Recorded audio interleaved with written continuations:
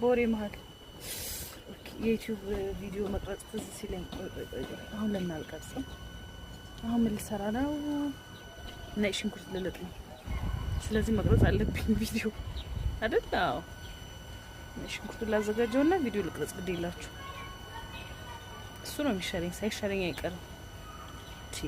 እናንተ ነገሩ ወዴት ነው? ዩቲዩብ ይከፍላል፣ ገንዘብ ይከፍላል ይላል።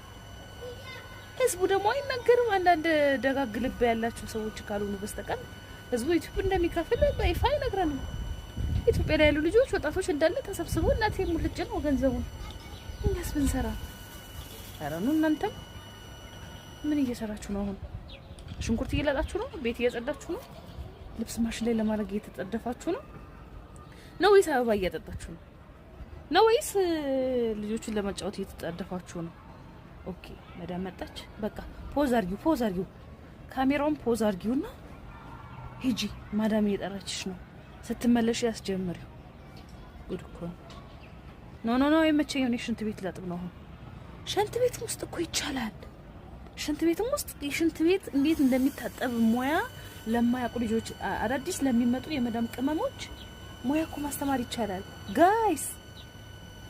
ስለዚህ ይዘሽው ግቢ፣ ቀስ አድርገሽ እዚህ ውስጥ ከተታርጊውና ስልክሽን ይዘሽው ግቢና ምሰሪውን ስራ ቀረጪ።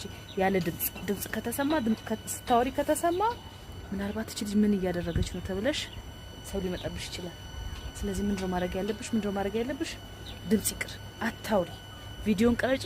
ከዛ በኋላ ስትወጪ ክላስሽ ሆነሽ ድምጹን ማስተካከል ትችያለሽ። እያወራሽ ድጋሚ ቪዲዮን ማየት ትችያለሽ። አዎ እንደዛ ብናደርግ ይሻላል። እንደዛ ይሻላል። እንደዛ ካልሆነማ ከነሱ ጋር አንችልም ሰጣገባው። እዚሁ የመዳም ቅመም ቤት ውስጥ ሆነን ዩቲዩባችንን አሳድገን የተሻለ ነገር ለውጥ ለማምጣት መጣር አለብን። አይመስላችሁም የመዳም ቅመሞች? እንደዛ ነው ጊዜውን መጠቀም ያለብን። ሲመስለኝ እንደዛ ነው። እኔ ማውና ሽንኩርት ልላጥ፣ ከዛ ስልጥ ደግሞ መልሼ ቀርጻለሁ። ምንም አትፍሩ፣ አደንግጡ። በቃ ኮራጀነን እንበሉ።